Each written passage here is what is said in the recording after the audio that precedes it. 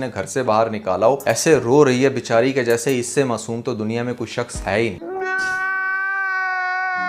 अरे क्या हुआ बेटा? माँ बेगम कहती हैं कि ये मामला गैरत का नहीं बल्कि इज्जत का है। तो भाई इज्जत और गैरत एक ही बात है। एक ही बात है यार। ऑनर किलिंग होती है, ये लोग अपनी सो कॉल्ड इज्जत को बचाने के लिए करते हैं और क्या होता है। हे गाइस, तो कैसे हैं आप सभी लोग? वेलकम टू माय ताज़ा वीडियो। तो आज की वीडियो में हम रिएक्शन करने वाले हैं, प्रोमो देखने वाले हैं मिस्टर नोमान अलीम की तरफ से, जो कि किया है उन्होंने तेरे बिन ड्रामा के ऊपर 52 एंड 53 एपिसोड के ऊपर। भाई तू दारुल ईमान वालों पे भी क्यों बर्डन बनना चाहती है? जाके कोई नौकरी कर, किसी के घर बर्तन मांज। माँ बेगम की बातें तो तुझे बहुत चुभती थी, किसी दूसरी आंटी के घर जाके उसके पांव दबा, 4 पैसे कमा, फिर तुझे पता चलेगा कि किस भाव जिंदगी बिकती है।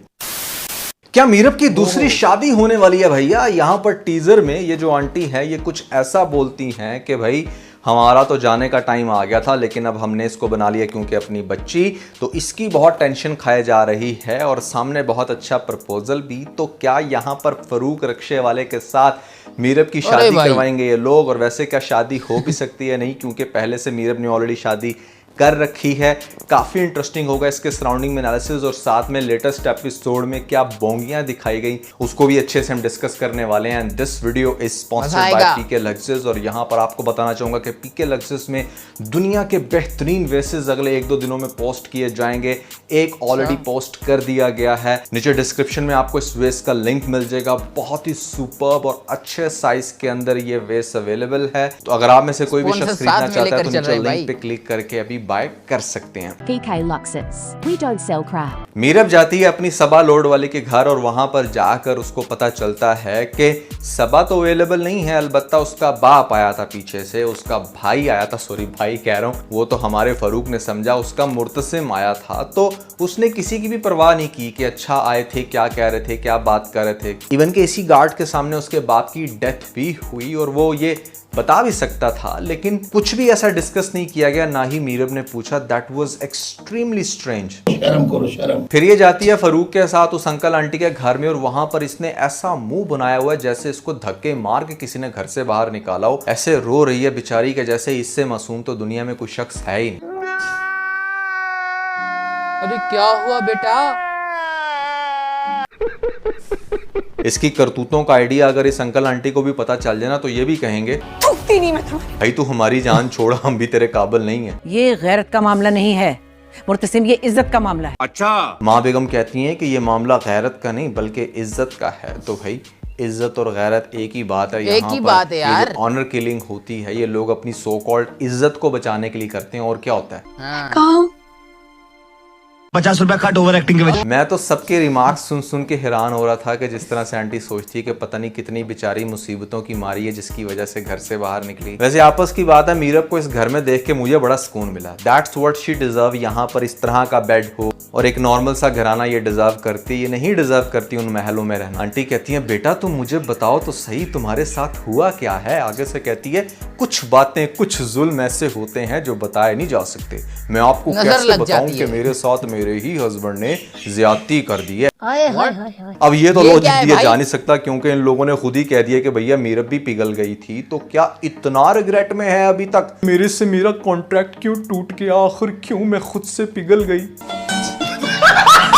यानी ये जो आंटी इस टाइम सोच रही है कि बेचारी के साथ बहुत जुल्म हुआ, अगर आंटी को पता चल जाए कि इसने ऐसा कॉन्ट्रैक्ट किया और उस कॉन्ट्रैक्ट के जुमरे में हस्बैंड के क्लोज हो के घर से भाग कर निकल आई है, तो ये कितनी फनी बात होगी कि तुमने बताया नहीं, कहां से लेकर आए हो इसको? ये बच्ची कहाँ मिली थी तुम्हें? ओ आंटी बताया तो था, कूड़े के डब्बे से मिला था हमको, गला सड़ा आम खा रहा था, हमको देख के इतना तरस आया कि इसको अपने साथ ले आया। लगता है इसको किसी अपने ने बहुत तकलीफ दी। मेरा दिल कर रहा था इस पॉइंट पर आंटी को जाकर ये ट्रेलर दिखाऊं कि आंटी देखें इसको अपने कैसे तकलीफ दे रहे हैं। प्लीज भाई तुम्हारी यही औकात थी। और एक ही दिन में आंटी के घर से भी रच के कहती है कि मैं अब दारुल ईमान जाना चाहती हूँ, मैं आप पे बर्डन नहीं बनना चाहती। भाई तू दारुल ईमान वालों पे भी क्यों बर्डन बनना चाहती है? जाके कोई नौकरी कर, किसी के घर बर्तन मांज। माँ बेगम की बातें तो तुझे बहुत चुभती थी, किसी दूसरी आंटी के घर जाके उसके पांव दबा, 4 पैसे कमा, फिर तुझे पता चलेगा कि किस भाव जिंदगी बिकती है। बात तो सही है। जो बाप भाई हस्बैंड आपको महल जैसा घर देते हैं रहने के लिए, आपके सारे खर्चे पूरे कर रहे होते हैं, वहां पर तो आप लोगों के नाज नखरे खत्म ही नहीं होते। जब दुनिया दुनिया बाहर की जाकर देखते हो ना, फिर पता चलता है कि हमें क्या आसाइशात मिली हुई हैं और हम कितने नाशुक्र हैं। अच्छा, अब जिस तरह से डिस्कस करते हुए दिखाया जा रहा है यहाँ पर अंकल आंटी को, वो मतलब कह रहे हैं कि पहले तो हम आराम से मर सकते थे, अब हमें मारने के लिए आ गई मीरब। तो हो सकता है कि वो ये सोचें कि इसकी हम शादी करवा देते हैं, क्योंकि इस तरह तो लड़की को नहीं छोड़ा जा सकता, ये तो लड़की की शादी की उम्र है। ना ना बाबा, हमसे कॉन्ट्रैक्ट नहीं होगा, हम तो शादी की पहली रात ही तुमको पूरा औरत बनाएगा।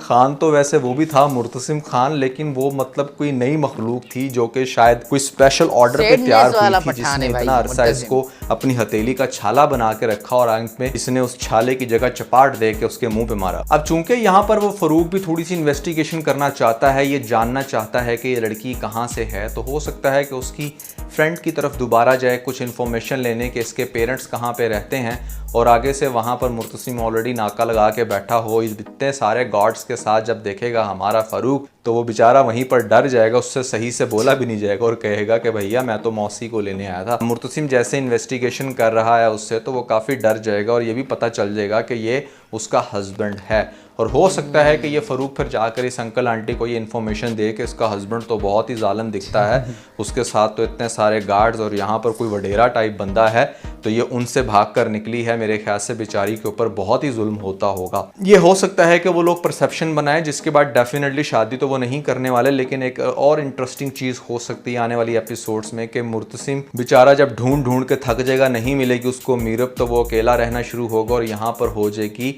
मीरब को प्रेगनेंसी। उसकी प्रेगनेंसी का सुन के इस अंकल आंटी को होगी काफ़ी खुशी कि हमारे घर जो है ना एक पोता या पोती आ रही है, तो वो मीरब को अब फुली अपनी बेटी बना कर रखेंगे और मीरब इस घर के अंदर बहुत खुश होगी कि जैसे इससे अच्छा इंसान तो कोई है नहीं। मुझे ऐसी फीलिंग आती है कि शायद आपको आने वाली एपिसोड्स में ऐसा दिखाया जाए। और ये जो रिक्शे वाला देख लिया फरूक, इसी का पीछा करते हुए शायद मुर्तसिम ये जान सके फ्यूचर में कि मीरब कहाँ रहती है, या ये फिर खुद से जाकर बता दे, कुछ भी ऐसा सीन बन सकता है। लेकिन एक काम हो सकता है यहाँ पर ड्रामे के अंदर कि जिस तरह से हया अब तक अपने सारे मिशंस में कामयाब होती रही है, तो माँ बेगम को ये स्टुपिडिटी करते हुए दिखाया जाए कि हाँ वो अपने बेटे की शादी हया से करवा दे, मेरे बेटे का जहन चेंज हो। लेकिन मुर्तसिम मानने तो नहीं वाला। लेकिन अगर ड्रामे के अंदर आप कोई मजीद इंटरेस्ट ये लोग चाहते हैं कि ऐड हो, तो उसके लिए हया के साथ प्ले करना होगा, क्योंकि मीरब की शक्ल देखकर सब पक नहीं बल्कि सड़ गए हैं अब तक। और मीरब स्क्रीन के ऊपर ज्यादा बिल्कुल भी बर्दाश्त नहीं भाई, इवन के वो कुछ ज्यादा बोलती भी नहीं है। लेकिन फिर भी मुझे जो लास्ट नाइट फीडबैक मिला ना लोगों की तरफ से, मैं ऐसा फीडबैक आप लोगों को पब्लिक भी नहीं करके दिखा सकता कि इतना हैवी क्रिटिसिज्म इस टाइम लोग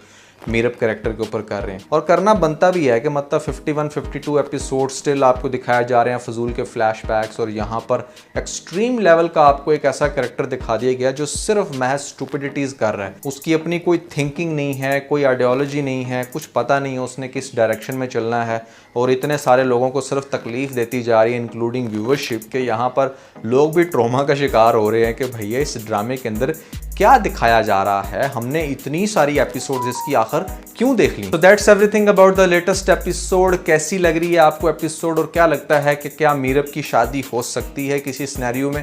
कमेंट सेक्शन में ज़रूर बताइएगा। और अगर आप लोगों ने हमारी Q&A वीडियो नहीं देखी तो ऊपर आपको लिंक मिल जाएगा, जल्दी से लिंक पे क्लिक करके वीडियो देख के अपना फीडबैक मुझे ज़रूर दीजिएगा। तो गाइज आपने देखा कि मिस्टर नोमान अलीम ने यहाँ पर अपना फीडबैक दिया about the 52 and 53 episode of तेरे बिन ड्रामा, जो कि हर पल जिगर पर चलता है। और तो आप मुझे लाइक कर सकते हैं और डिसलाइक भी कर सकते हैं, भाई कोई तो रिव्यू होना चाहिए ना।